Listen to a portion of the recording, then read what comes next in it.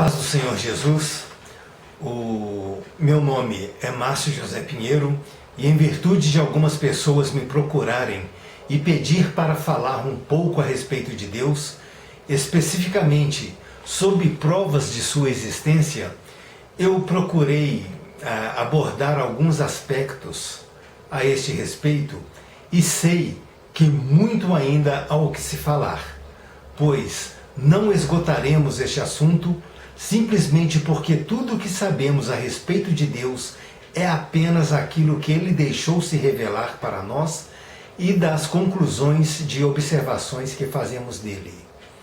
Mesmo que pudéssemos ajuntar tudo que as pessoas do planeta Terra soubessem a respeito de Deus em um único volume, mesmo assim, isto seria apenas a ponta de um iceberg sobre Deus.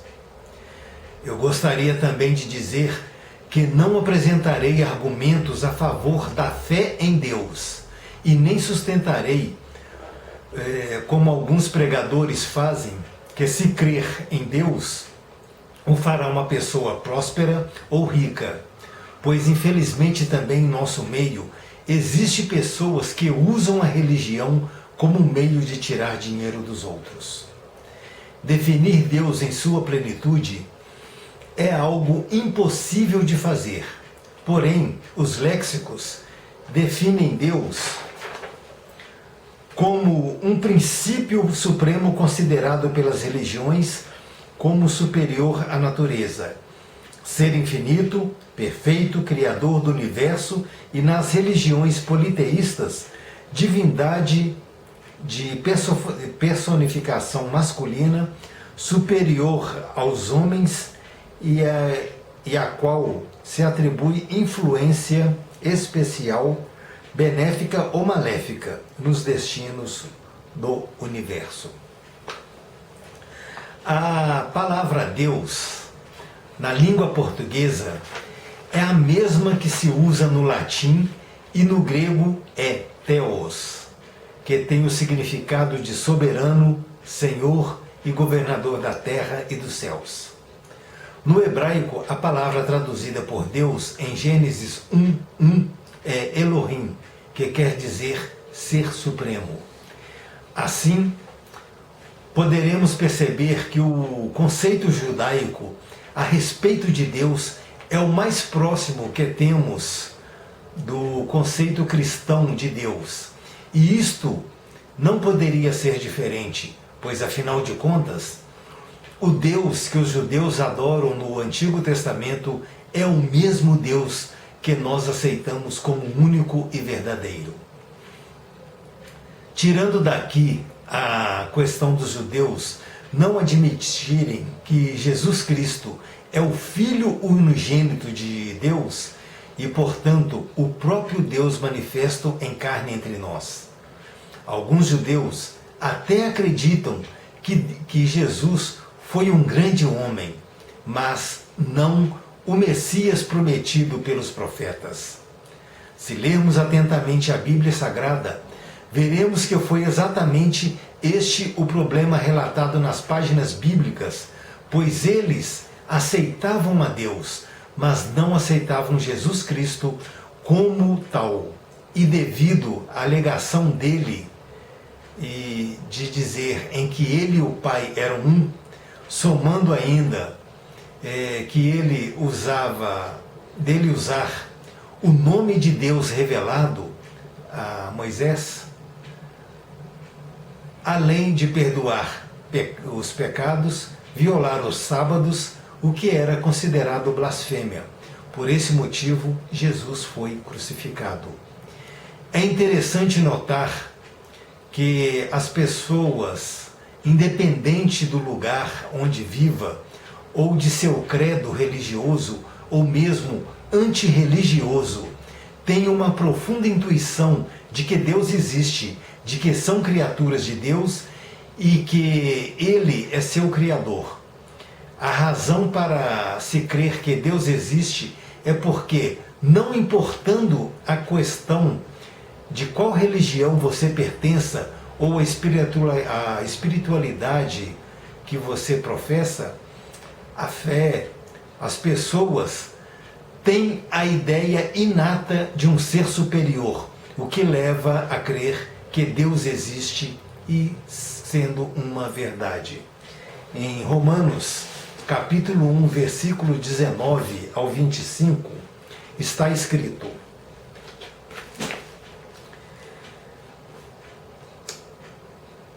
porquanto o que de Deus se pode conhecer é manifesto entre eles, porque Deus lhes manifestou. Porque os atributos invisíveis de Deus, assim o seu eterno poder, como também a sua própria divindade, claramente se reconhecem, desde o princípio do mundo, sendo percebidos por meio das pessoas que foram criadas. Tais homens são, por isso, indesculpáveis, porquanto, tendo o conhecimento de Deus, não o glorificaram como Deus, nem lhe deram graças. Antes, se tornaram nulos em seus próprios raciocínios, obscurecendo-se com o coração insensato. Encalcando-se por sábios, tornaram-se loucos e mudaram a glória de Deus incorruptível em semelhança da imagem do homem corruptível, bem como de aves e quadrúpedes e répteis. Por isso, Deus entregou tais homens à imundícia, pelas concupiscência de seu próprio coração, para desonrarem o seu corpo entre si, pois eles mudaram a verdade de Deus em mentira, adorando e servindo a criatura em lugar do Criador, o qual é bendito eternamente. Amém.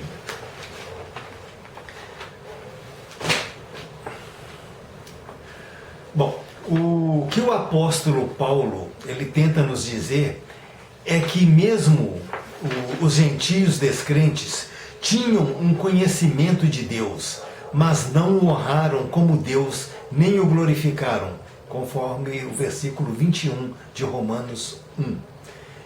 Diz ainda que os descrentes ímpios mudaram a verdade de Deus em mentira, o que nos leva a entender que obstinadamente eles rejeitaram alguma verdade sobre a existência e o caráter de Deus que já conheciam.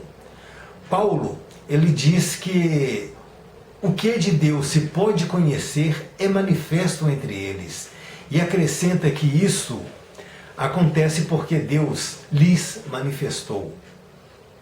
A Bíblia, no entanto, ela nos mostra também no Antigo Testamento que algumas pessoas negaram essa intuição de Deus e chegaram ao ponto de negar até a existência de Deus. Está escrito em Salmos, capítulo 14, versículo 1, e também no capítulo 53, versículo 1. Está escrito assim: disse o nécio no seu coração, não há Deus. Nécio quer dizer ignorante, estúpido, insensato. Há também uma outra citação aqui no Livros de Salmo, capítulo de número 10, versículos 3 e 4. Está escrito: pois o perverso se gloria da cobiça de sua alma, o avarento maldiz o Senhor e blasfema contra ele. O perverso, na sua soberba, não investiga, que não há Deus, são todas as suas cogitações. Essas passagens, elas indicam tanto que o pecado leva as pessoas a se afastar de Deus, e que elas acabam até negando a existência de Deus, dizendo, não há Deus. O fato é que elas podem, com essa atitude, se esquivar de suas responsabilidades espirituais, ou mesmo terem sido iludidas a levarem, concluir erroneamente a não existência de Deus. Já me pediram que apresentassem provas da existência de Deus. No entanto, eu costumo dizer que a Bíblia parte do princípio nos dizendo que Deus existe e Ele é o Criador. Se a própria Bíblia não se preocupa em provar a existência de Deus, nem tampouco procura ensinar como verdade, mediante afirmação enfática, como em Gênesis 1:1, que está escrito assim: no princípio criou Deus os céus e a terra, mas simplesmente apresenta essa ideia como verdade, levando ainda em consideração que a crença na existência de Deus é o primeiro princípio de nossa religião. Então, por que eu deveria fazer isso? Mas eu sei que é importante para alguns e por esse motivo falarei algo a respeito. E começo dizendo que devemos lembrar que o mundo nem sempre existiu e somente agora os cientistas aceitam e confirmam essa verdade, afirmando que o universo teve um começo. Foi necessário Einstein publicar a sua teoria da relatividade, mas somado ainda com o telescópio Hubble e etc., para eles chegarem a essa conclusão. Mas, em contrapartida, a Bíblia, o judaísmo, o cristianismo e até mesmo o islamismo sempre afirmaram como verdade absoluta. Vale salientar que esse começo do universo é prova significativa que apoia a existência de Deus e também a mensagem bíblica de que Deus criou o universo. Depois, tem ainda o fato do universo sozinho. Ele não poderia haver encontrado uma maneira de tornar a vida possível. E analisando isso, veremos que é improvável que o universo sozinho tenha feito isso por mero acaso. Mas a melhor explicação para isso seria dizer que o universo foi projetado como um lugar para dar possibilidade à existência da vida. Lembrando ainda que a própria vida biológica traz marcas de um desígnio inteligente, e esse desígnio inteligente também chamamos de Deus. Salientando que no mundo acontecem coisas boas e ruins, e isto quer dizer que há uma ordem moral no mundo, e torna-se difícil explicar que as coisas assim, do ponto de vista ateísta ou materialista do mundo. Por isso, em certo sentido, o mundo tem que ser identificado com Deus. Algumas religiões incentivam seus membros a fundamentar suas crenças em si, no sentimento, nas tradições ensinadas. Devemos aceitar uma crença, uma doutrina, porque é verdadeira, e não devemos fundamentar em sentimentos, pois somos imperfeitos e podemos cometer muitos erros com isso. Se observarmos atentamente, veremos que é possível encontrar indícios da existência de Deus na natureza. Essas evidências para esse tipo de pessoa pode não ser suficiente.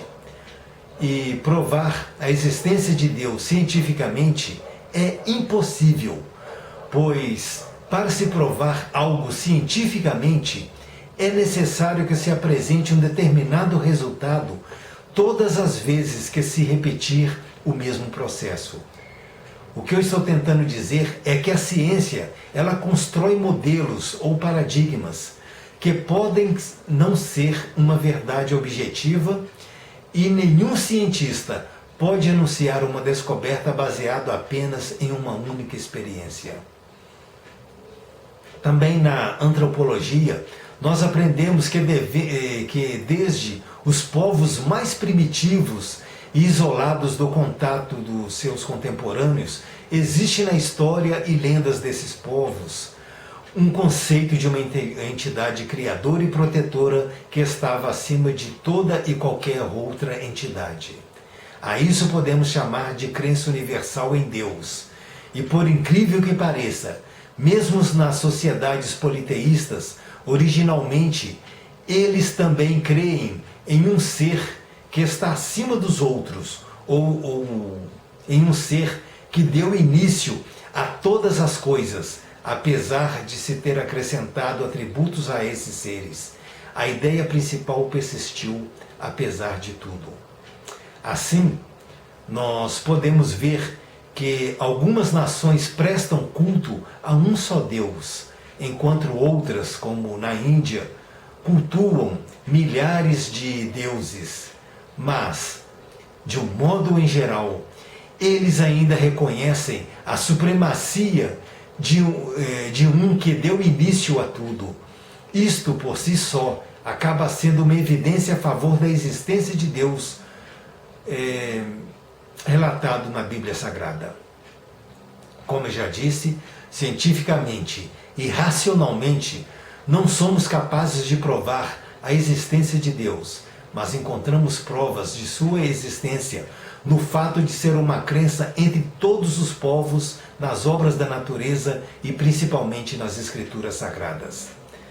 A existência de Deus também pode ser vista na criação nos planetas que nós vemos, nos mares, pois é impossível afirmarmos que tudo isso tenha surgido por acaso. O mundo não pode ter sido criado espontaneamente ou por si mesmo, e também a criação disso tudo não pode ter sido por acaso, nem através de uma grande explosão como alguns afirmam. Todo efeito, ele tem uma causa primária. Se uma grande explosão causou o princípio do universo, isto é um efeito e qual a causa que provocou essa grande explosão? Sabemos da existência das causas secundárias, mas elas nunca, nem mesmo adicionando outras causas secundárias, podem se tornar uma causa primária. Como o universo não pode ter sido criado por si mesmo, nem uma explosão acontecer a partir do nada, então existe uma causa primária e, nesse sentido, a existência de Deus é necessária para uma resposta satisfatória. Um outro argumento que podemos apresentar sobre a existência de Deus pode ser a própria origem da ideia que temos a respeito de Deus. Não sabemos exatamente o que Deus é e como Ele é, muito menos explicar a existência primária dele. E por não conhecermos a Deus totalmente, temos apenas ideias sobre o assunto. Uma das ideias que temos a respeito de Deus é que Ele é um ser infinito, incriado, todo-poderoso, amoroso e perfeito. Também sabemos que somos seres limitados e estamos longe de sermos perfeitos. Então podemos afirmar que a ideia que temos reflete essas mesmas características, e essas ideias são também limitadas e imperfeitas, assim como nós somos. Baseado no que foi dito, a ideia da perfeição é algo externo a nós, e esse algo externo deve então conter uma característica de perfeição e não ser limitado em todos os pontos de vista. Pela lógica e pelo que sabemos de Deus, somente Ele tem essas qualidades. Naturalmente, somente Ele poderia colocar no inconsciente humano essas qualidades, e isso o fazer ser a causa da ideia que temos a respeito dele próprio. É interessante dizer que encontraremos pessoas que não aceitarão o que eu acabei de dizer, mas isso não quer dizer que a minha argumentação não seja válida. mas apenas que essas pessoas rejeitaram e a probabilidade deles estarem errados é maior.